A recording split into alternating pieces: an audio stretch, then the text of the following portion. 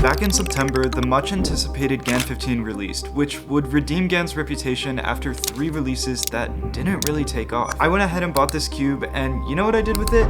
Nothing. Absolutely nothing. Just when I was looking for an excuse to finally unbox the cube, GAN released another version of the 15, the new black version, which has car-grade, frictionless plastic, springs instead of maglev, and this cube was used to break the world record single with a time of 3.05 seconds by a literal 8-year-old. I'm cooked, bro. There's no hope for me. So I hit up GAN to see if they would send it, and they said nope. Just kidding, they sent it. Let's check them out. Okay, before I get into the new black version, I think I'm gonna start with the original maglev because I wanna see how this cube was originally made before getting into the version with springs. We've got the school card, just the standard GAN bag, the cube, the accessories of course, center caps. Why do they need to include other center caps? Okay, we'll worry about it later. Pamphlets, of course, I never read these. What in the, it's like a weird clicky thing. It's gotta be used for something. Oh, this part comes off. But anyways, we'll figure out what all of this is later. The most important part is the cube. Okay, right off the bat, this thing is super, super light. Ooh. Wait a minute.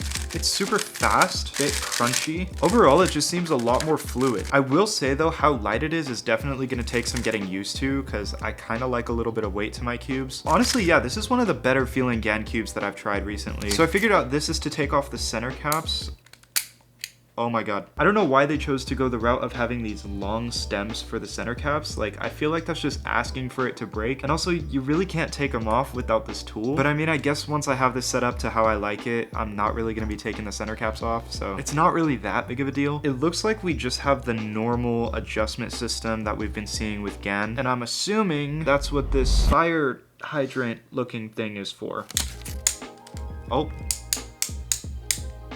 Okay, so it looks like there's 8 settings. Oh, I lied. 6? 6. I'm gonna put it on 3 for now. And then the other side, it's not as clicky, but you just kind of press down. I don't know what any of these settings mean. I'm gonna put it on setting 4 for now.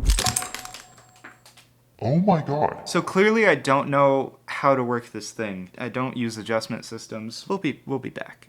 So that's definitely not normal, but I think that was the universe just telling me that we needed to check out the internals. Like, look at this corner piece. We have this magnet sticking out of the base of the corner, and it looks like they're interchangeable. Oh yeah, you just twist and pull out. And then I completely forgot to show that inside this box, if you lift up the bottom, we have more magnets. Maybe I do need the manual. So it looks like the white ones are the medium setting, blue is the weakest, and green is the strongest. I'm actually gonna keep it white for now, but honestly, it felt kind of lacking in magnet strength, so maybe I'll change it to green. Okay, yeah, so I put it back together. It's breaking in really nicely. Honestly, I stopped using GAN cubes for a little while, but they've been slowly making their way back as my mains, and this has potential. My only thing is it's just super fast and super light, which a lot of people may like. Maybe it'll be a little more controllable with some lube and maybe some stronger magnets, but other than that, this is a solid release. Now it's finally time to get into the new black version. Again, it comes with the same stuff as before, so I'm not really gonna get into it. Here we go. Oh my goodness. This takes me back to the older GAN cubes where they had the black internals and they just look super clean. All right, wasting no time, let's just get into first turns. Woo!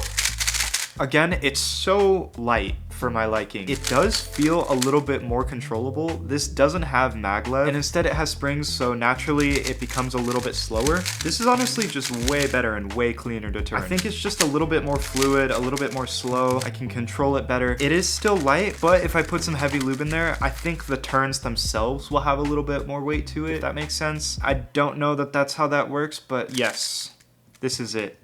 This is the one. I have not used a GAN 3x3 in a very long time. I bought the 13, I gave it a lot of praise. I found some problems with it later. The 14, I just skipped over. I heard a lot of things about it. The 15 though is the first one since probably the 11M Pro that I've just really enjoyed. Granted, I've not spent a lot of time with this, but I think it's very promising. And you know what that means? It means we gotta set these things up.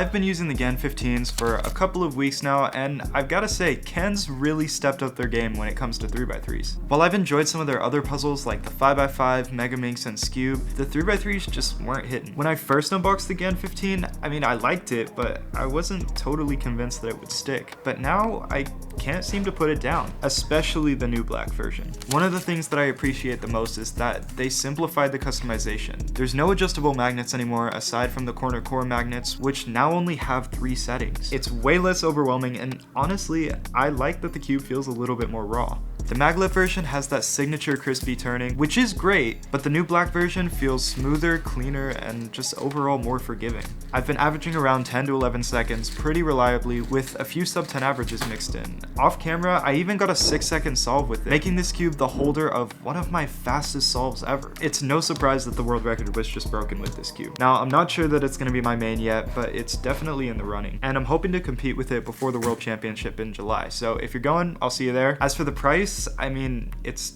still a GAN cube, but it is slightly more affordable than some of the older models, at least when they first came out, which I think is a step in the right direction. I will say this, the GAN 15 tends to favor more accurate turning, and I had to adjust my style a little bit, but I've found that the new black version handles aggressive turning better than the maglev version, which makes it a solid choice. So if you're thinking of picking one up, I'd definitely go with the new black. If your turning is really inaccurate, I would say that this cube probably isn't the right fit, but if you like light and fast cubes, and especially if you're a fan of the older GAN models, the new black version might just be the upgrade you've been waiting for. If you're thinking about picking up this cube, now is the time. GAN is running their Easter sale right now through April 24th, so make sure to use the link in the description. Yes, use that one because it helps support me directly. And every day, GAN is hiding 3 Easter eggs on their site with prizes like discount codes and exclusive merch. Plus, you can stack those deals with code JFCUBING5 to save an extra 5% off your order. And it doesn't stop there. Every single day of the sale, one random order placed on GANcube.com will win a free GAN 15 new black. You do not want to miss out on this sale. Anyways, thank you guys so much for watching this video. Leave a like if you enjoyed, subscribe if you're new, and I'll see you guys in the next one.